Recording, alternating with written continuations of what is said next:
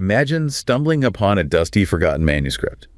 It's written by a total social outcast, living during this really violent transition between the Song and Yuan dynasties. A pretty chaotic time. Oh, incredibly chaotic.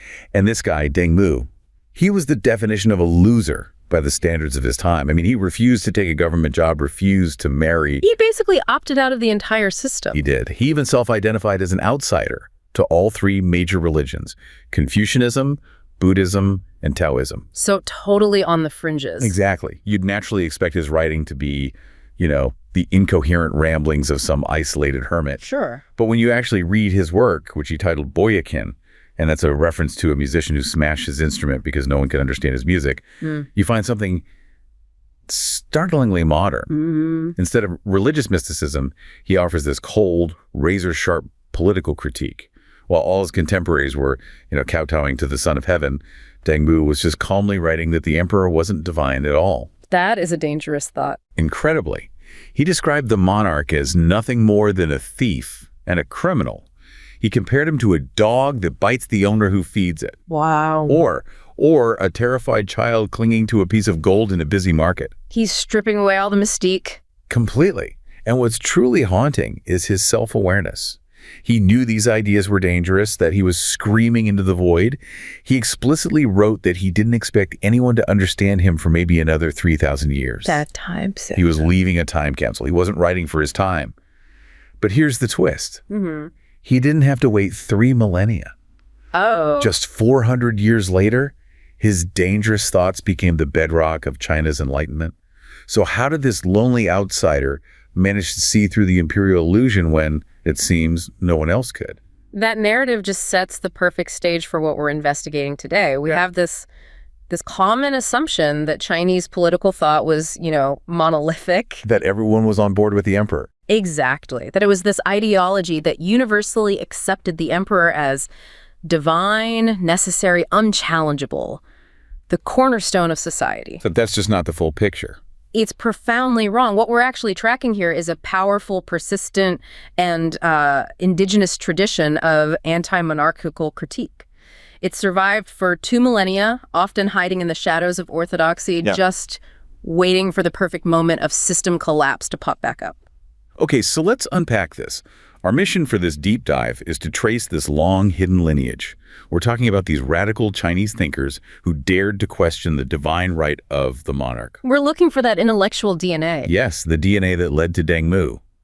But first, we really have to understand the field. We'll be tracing 2 very distinct paths.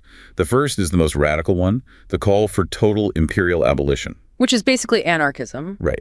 And the second is the more, let's say, constructive path, but still totally revolutionary. That's the demand for accountability for limitation. And that's where Deng Mu really shines. And to really get the revolutionary weight of these critiques, we absolutely have to establish the sheer ideological wall they were hitting against. I have to know what they were up against. We do. We have to spend some serious time with the earliest ideological foundations of the empire, the ideas that codified the necessity of the emperor in the first place. Okay, so we're starting with the intellectual Big Bang of Chinese political thought, the 100 schools of thought period. This is roughly, the 8th to the 3rd centuries BCE? Yep. And it's happening during the Warring States era, which is defined by this intense, terrifying political fragmentation. The central context here is just chaos. The chaos cannot be overstated. I mean, we are talking about centuries of incessant, large-scale violence. The old Zhou system had collapsed. So everyone's on their own. Everyone. And that meant philosophers, officials, farmers, they were all living under the constant threat of invasion, slaughter, famine, displacement. Stability wasn't some academic question. It was life or death. So you have all these different schools of thought, the 100 schools, all competing, trying to sell their own unique philosophical solution to this chaos. But they all ultimately landed on one overwhelming fundamental consensus. It didn't matter if they were Confucian, legalist, or Taoist. And that consensus was... Stability requires absolute unity. That is the defining ideological moment right there. They fought fiercely over how the state should be run, through ritual or harsh laws or natural virtues. All the details. All the details. But they all agreed on the basic structure. A single, unified, strictly monarchic form of rule was the only way out of the disorder. Any return to regional powers was unthinkable. It was seen as civilizational suicide. So what was the philosophical mechanism they used to justify concentrating that much power in one place? Yeah. How did they sell that idea of unity? Well, the central logic was built on the conflict between two really critical concepts. Okay. The first is private interests, or Sai, and the second is the common good, or Gong. Si and Gong. Private and public. Exactly. And the thinkers of the day, they pretty much concluded that human nature, when it's left unchecked, it defaults to sizi. It defaults to private interest. To selfishness. To selfishness. If everyone just pursues their own personal private gain, society will just be torn apart by all these conflicting self-interests. It becomes a zero-sum war. And the ruler, then, is the necessary counterweight to that. Yeah. He's the one who stops this perpetual conflict. Precisely. You need a single ultimate person whose unifying presence represents and ensures the collective well-being, the Gong. The common good. The common good. By centralizing all legitimate coercive power in one office, the monarch, you prevent all these private power centers from popping up and dissolving the social order. This was less about praising the man on the throne and more about establishing the functional utility of the office itself. So it starts out as this functional necessity, a utilitarian solution to an existential problem.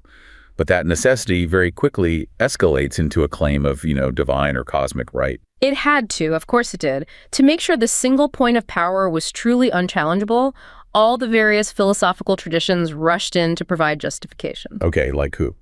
Well, the ritual masters, like the Confucians, they emphasized the ruler's unique ritual status, his exclusive sumptuary privileges, the specific clothing, the music, the ceremonies only he could use. Things that physically set him apart from everyone else? It made him different from the rest of humanity.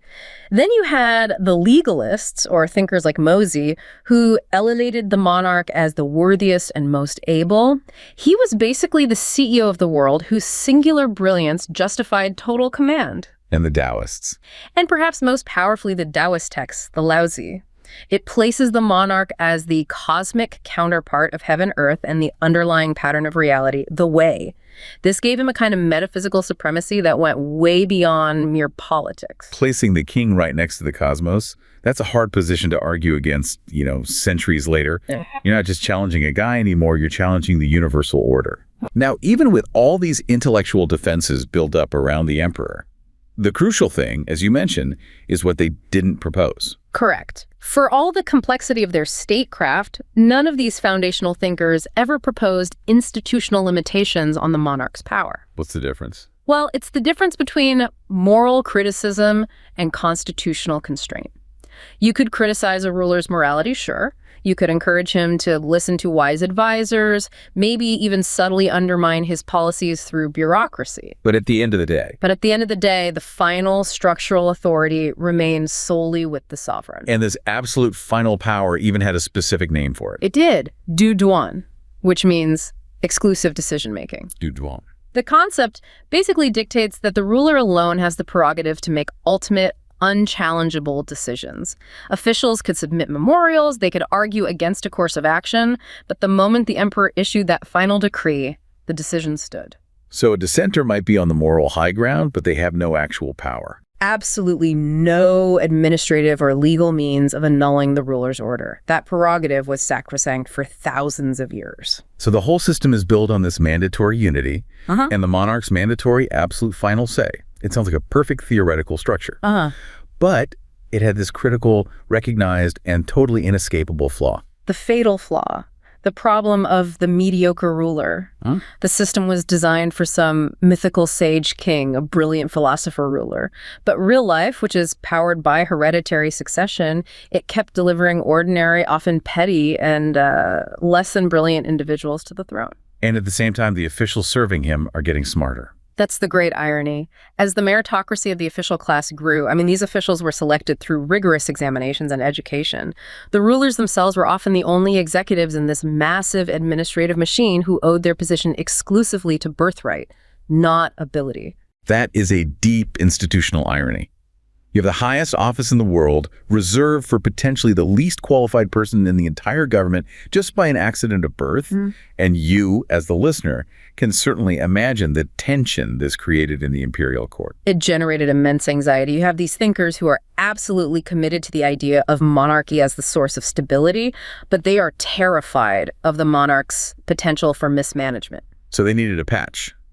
A workaround. They had to develop an elaborate workaround to mitigate the damage caused by the king's own inadequacy, but without challenging his ultimate authority, without challenging Du-Duan. And the solution they came up with was for the ruler to just be still. Yes, the paradoxical doctrine of Wu Wei, or not action.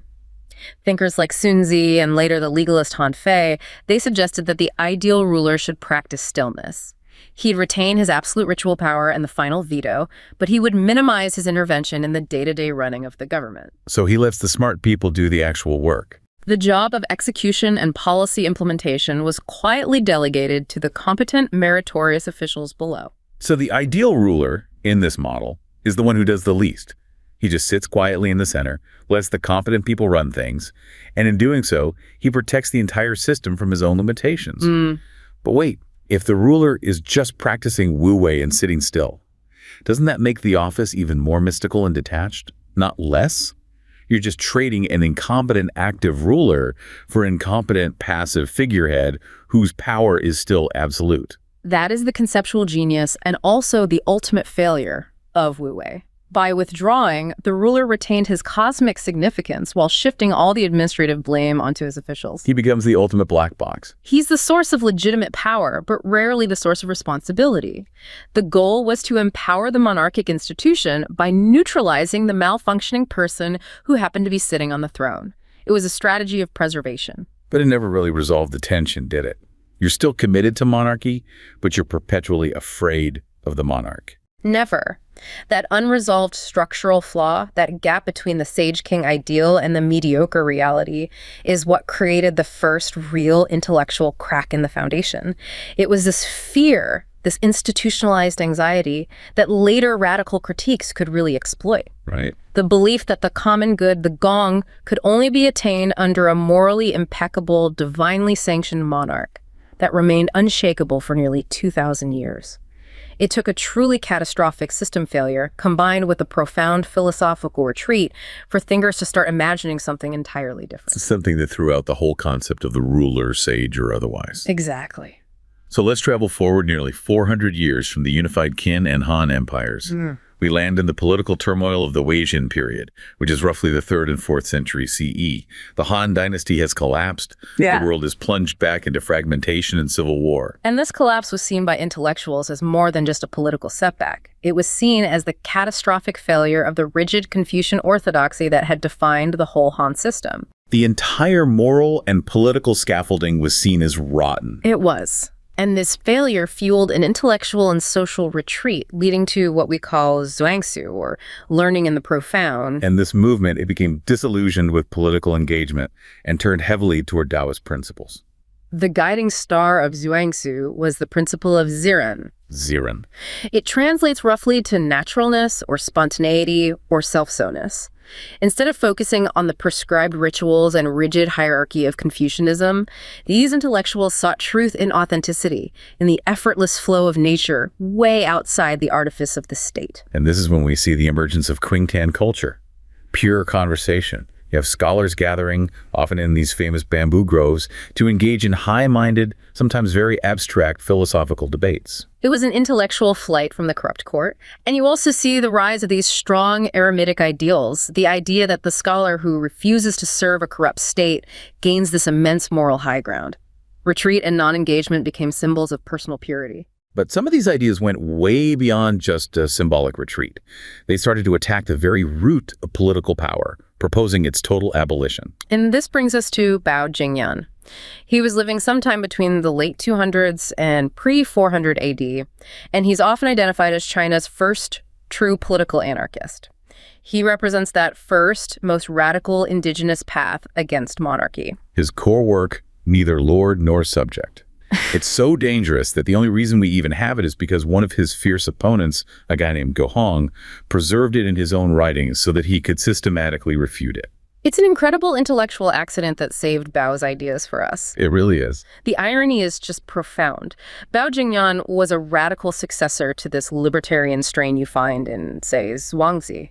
His central belief was that rulership itself, the entire political structure, is a form of institutionalized domination that inherently violates Ziran, that naturalness. So it's an artificial imposition. A purely human invention designed to impose artificial order over natural spontaneity. So he wasn't looking back to the perfect, mythical sage kings of high antiquity, which is what Confucian scholars so often did. No. He was looking back to a state of nature that predated all forms of rulership. Precisely.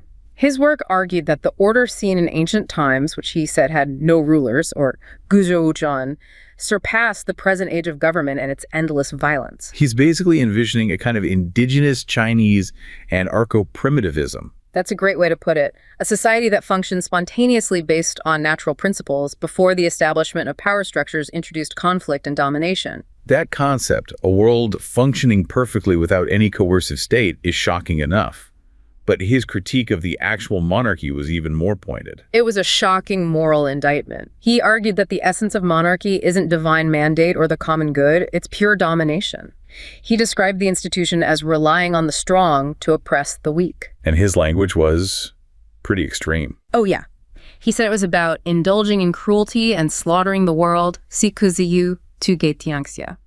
For him, every single monarchical act, even one that seemed benevolent, was fundamentally coercive because it relied on the threat of state violence. So he just wanted to get rid of it entirely. He advocated for the complete and unmitigated abolition of the imperial system. You know, when you lay out his argument like that, it sounds incredibly similar to the later Western anarchist tradition, which also views the state as institutionalized coercion and oppression. It's conceptually parallel, absolutely. It's a total rejection of the political mechanism itself. Yes. It just demonstrates that the impulse for non-statehood is a kind of universal response to perceived political failure. For Bao, the solution wasn't reforming the monarch or limiting the monarch. It was simply eliminating the position, the apparatus, and the hierarchy entirely to recover a natural state of being. And Bao wasn't totally alone in this. Ruan Ji, another one of the 7 worthies of the Bamboo Grove, he articulated a pretty similar sentiment, though often through, let's say, performative defiance. Ruan Ji is famous for his eccentric and defiant behavior. I mean, he was known to ride his cart aimlessly, drinking heavily. Once, to avoid an unwanted political marriage proposal, he reportedly drank for 60 days straight until the proposal was withdrawn. That is the ultimate act of intellectual avoidance. Yeah. And you, the listener, can really appreciate the commitment it takes to avoid a conversation for 2 months straight just by drinking. His protest was philosophical, but it was also a lifestyle choice. It underscored this personal commitment to naturalness, to Ziran. And he had a philosophical critique to back it up. He did. In his essay, The Biography of Master Great Man, he described the highly respected, learned gentleman of polite Confucian society as no better than the lice that dwell in one's pants. The lice in your pants. Yes. Hiding deep in the recesses of tradition, avoiding the light, and just subsisting on the scraps of officialdom. That analogy is spectacular. He's literally reducing the act of becoming a conventional government official to being an unclean parasite. Ruan Ji argued that order truly prevailed only when there were neither rulers nor ministers. The moment rulership was established, it brought domination, conflict, and deceit into the world. He idealized the sage as this person of ultimate attainment who achieves freedom by embodying naturalness and just disengaging from the world's false ideals and power games. So these Wei-Jin thinkers, Bao Jingyan, Ruan Ji, they were dreaming of a truly no-ruler world. They wanted total non-statehood. They believed the only way to recover Ziran was to dismantle the political structure entirely, because the structure itself was inherently evil. And this is the key distinction we have to establish for the rest of our deep dive. This first path, imperial abolition, it was a potent moral protest. It provided this unassailable moral standard. Government is inherently corrupting. But because it offered no constructive roadmap for running a vast, complex, unified civilization, it just remained on the radical periphery. It was largely dismissed as impractical idealism. It was a philosophy of retreat, not a philosophy of governance. And running a complex, unified empire is exactly what Deng Nu, centuries later, would feel compelled to address, even if it meant risking that same isolation as his anarchist predecessors. He didn't want to abolish the ruler. He wanted to fundamentally redefine him, to turn an absolute monarch into a simple manager. We jump now nearly 1,000 years across all the intervening dynasties to the late 13th century, and we're at another moment of profound trauma the Song-Yuan transition. The technologically advanced, sophisticated Song dynasty had been violently conquered and absorbed into the Mongol Yuan Empire.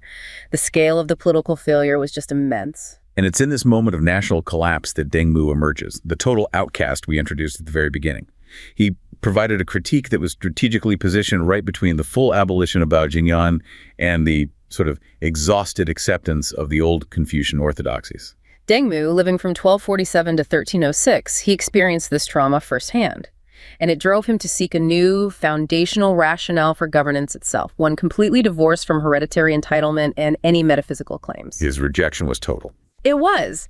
He refused office, he refused marriage, and he deliberately adopted the philosophical position of an outsider. Let's focus on that personal rejection for a moment. By refusing office, he keeps his integrity pure. By refusing marriage and thus children, he's denying the state the fundamental unit of its taxation and conscription system, the family. He was dismantling his obligation to the system on every single level. It was a profound intellectual statement. By being a moral outsider, he earned the credibility to judge the system without looking like just another disgruntled official. And his book, Boykin, was named after that legendary musician who broke his instrument because no one could truly understand his music. Deng Mu felt that same sense of isolated genius. He believed he was leaving a time capsule for an age that could finally comprehend accountability. The true brilliance of his philosophy, I think, lies in his systematic, almost surgical approach to stripping the ruler of his divine right, which, as we saw in part 1, was the absolute bedrock of imperial power. He attacked the sacred core of the imperial idea directly in his treatise, Jun Dao, The Way of the Ruler. He just demolished the concept that the emperor was somehow uniquely chosen or metaphysically superior. His words are stark and incredibly direct for the time. What did he say? He wrote, "The so-called ruler is not four-eyed or two-beaked, but a common mortal." Wow. The implication of that is immediate and devastating. If he's just a common mortal, then the entire structure built on his singular, unchallengeable status, the rituals, the exclusive privileges, the Du-Duan, it's all based on a lie. Anyone could do the job. Anyone can do the job. Exactly. That one statement instantly demolishes the claim of hereditary entitlement and metaphysical uniqueness that the foundational thinkers had spent 2 millennia building up. He wasn't arguing against a poor king. He was arguing against the fundamental concept of a uniquely empowered king. And then he gets psychological. He starts dismantling the ruler's perceived omnipotence by exposing his internal weakness and his paranoia. This is where Deng Mu elevates his critique beyond mere philosophy into political psychology. He observed that despite the immense structural power, all the wealth, the armies, the total command, the ruler was constantly in a state of anxiety, perpetually fearing someone will take their position. He reduced the supposed son of heaven to just a frightened commoner. He did. He compared the emperor's state of being to a nervous commoner guarding a small piece of gold in a busy, dark market. All the power, the massive administrative apparatus, the severe laws, it was all just an overcompensation, an attempt to solidify a position that the monarch knew, deep down, was illegitimate and vulnerable to the next ambitious general or official. So the greater the power, the greater the fear. And the more isolated or the ruler becomes. That exposure of the emperor's inner terror, reducing him from a cosmic pillar to a scared, gold-clutching child. That must have been an utter conceptual earthquake for anyone reading it at the time. It strategically reframes the entire political dynamic. That anxiety proves that the ruler holds the power for himself. Not for the Gong, not for the public good. And he didn't stop at just psychological dismantling. He moved to absolute moral condemnation, using these profoundly offensive analogies. The language is extraordinary. It is. He flatly labeled the ruler as an exploiter, a thief, and a criminal. But his most inflammatory analogy, he compared the ruler to a dog that bites the owner who feeds it. Now, just think about the rhetorical violence of that statement for a second. Unbelievable. You're calling the very foundation of the state a dangerous, ungrateful beast. And by implication, it flips the entire dependency relationship upside down. Exactly. The analogy reframes the political relationship entirely. The people are the owners, the masters, the source of sustenance. They're the ones who feed the dog.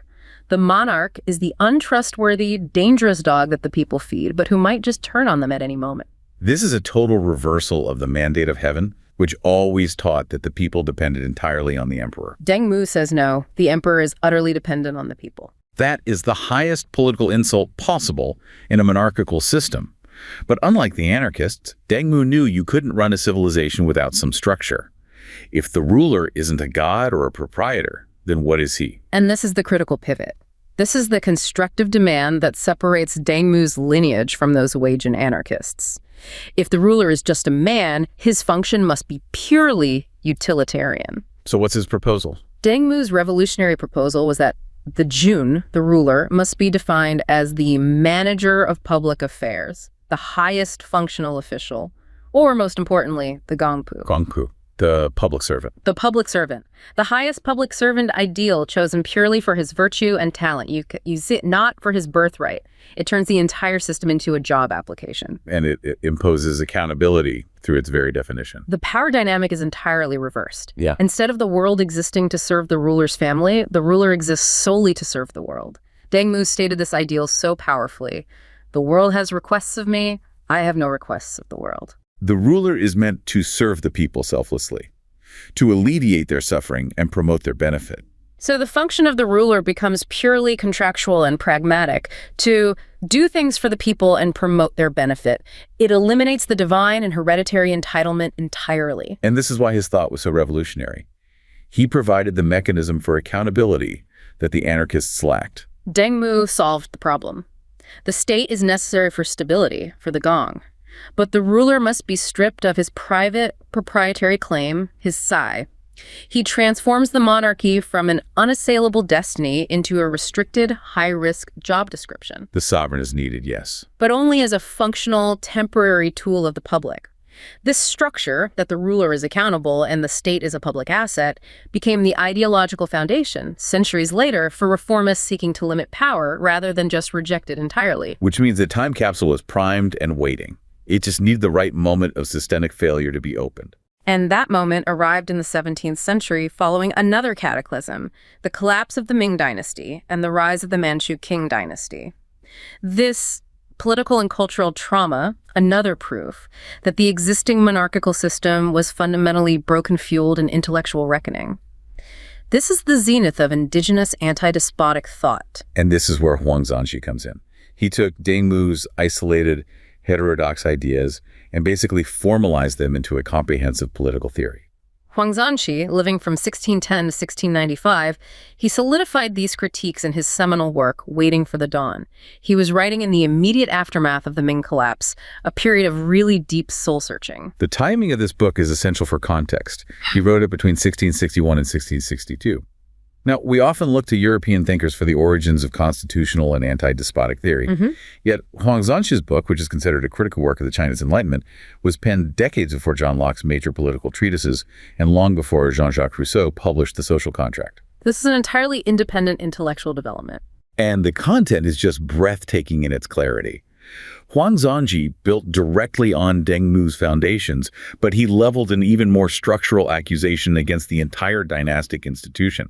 What was his ultimate definitive critique? He wasn't just calling the emperor a thief anymore. He was accusing the entire hereditary system of causing global harm. His argument was sweeping. The emperor is the greatest harm in the world. And his logic was brilliant in its simplicity. It connects directly back to that ancient Sai versus Gong dichotomy. So how did he frame it? He argued that the entire realm, the Tianxia, which inherently belongs to the public, is treated by the imperial family as their private property. This act of private ownership of the entire state is called Jia Tianxia. So the emperor, who is supposed to be the representative of the Gong, the common good, is actually committing the ultimate sin of Sai, of private interest, by treating the whole realm as his personal estate, passed down through his family. Exactly. Ruan Ji realized that the very mechanism of hereditary succession meant the ruler could never truly embody that public servant ideal. The greatest structural threat to the public interest was the system of dynastic monopoly itself. That proprietary claim is the corruption. So how did Ruan Ji formalize Deng Mu's public servant ideal? How did he transform it from a scattering of shocking critiques into a cohesive political theory that could actually be used for reform? He reversed the hierarchy. Explicitly and permanently, he declared the people are the hosts and the ruler is the guest. That's not just a polite metaphor. No. The host controls the terms of the engagement. The guest legitimacy derives entirely from the host's invitation and their continued approval. The ruler, the guest, is instantly accountable to the people, the hosts. And the structural redefinition must have had massive ramifications for everyone else in the government, like the bureaucracy. It completely redefined the duty of the minister. Under the old system, officials were the servants of the dynastic family. But under Huang Zongxi's formulation, ministers served the world, the Jiangxia, and the populace. Their loyalty belonged not to the man on the throne, but to the collective good of the realm. And that distinction gives them cover. It provides the intellectual ammunition for officials to criticize a ruler based on their higher loyalty to the people without being automatically labeled as traitors to the state. And this idea that China possessed this powerful indigenous tradition of anti-despotic thought stretching back centuries, that's been confirmed by later scholars who connected these intellectual dots, right? Absolutely. The lineage became undeniable centuries later. During the late Qing and the early Republican period, historians like Deng Xi and Chen Dengyuan investigated this specific intellectual chain. And what did they find? Well, Chen Dengyuan noted that Deng Lu's Boya Qin and Huang Zongxi's Minji Daifeng Lu almost completely agree in their arguments about the non-absolute nature of the ruler and the duties of officials. Which confirms that Huang Zongxi didn't just invent this theory out of thin air. Not at all. He unearthed and codified the revolutionary ideas of Deng Mu, the outcast. Deng Mu was the prophet of accountability. Huang Zongxi was the one who wrote the constitutional framework. So we can step back and look at the entirety of the lineage we've tracked, from the chaos of the Wei-Jin to the enlightenment of the Ming King, and we can clearly differentiate these two indigenous paths of response to imperial failure. A clear, enduring intellectual split. The first path was that radical call for imperial abolition, best represented by Bao Jingyan. A pure, moral rejection of the political structure as inherently evil. It was powerful as a protest, but it offered no practical structure for governance. It sought a no-ruler world. And the second path, the one that proved politically potent, was the constructive demand for imperial limitation and accountability, represented by Deng Mu and Huang Zongxi. And this path acknowledged the pragmatic necessity of a manager for public affairs. But it demanded the total redefinition of that manager as a non-divine, restricted functional tool, not a proprietary owner. This second path really transformed the discourse. It shifted the debate from whether the state should even exist, which is what the anarchists were asking, to how the state and the sovereign's power should be constrained and made to serve the public interest. And that foundational argument against absolute despotism and the hereditary monopoly of power, that became the intellectual ammunition for China's modern constitutional reform movements that emerged in the late 19th and early 20th centuries. That is truly the culmination of the time capsule narrative. The long-held assumption that Chinese political thought was uniformly statist is just contradicted by this powerful, persistent, homegrown tradition of radical critique. And Deng Mu, the lonely outcast who wrote that time capsule. He was proven right, not 3 millennia later, but just 4 centuries later, when his core idea that the ruler is accountable and the state is a public asset became the ideological foundation for modern political reform movements, seeking to limit, not just replace, the source of supreme power. It provides a profound insight into the staying power of intellectual heresy. The critiques survived in the margins, just waiting for the moments of systemic failure. The collapse of the Han, the fall of the Song, the fall of the Ming, to prove that the emperor was indeed just a common mortal, a worried man clutching at gold, and that the only true mandate came from the collective good of the people. That time capsule was finally opened precisely when the civilization needed a new indigenous rationale for governance, proving that the demand for accountability doesn't always have to be imported. Sometimes it's just waiting to be discovered in a forgotten manuscript.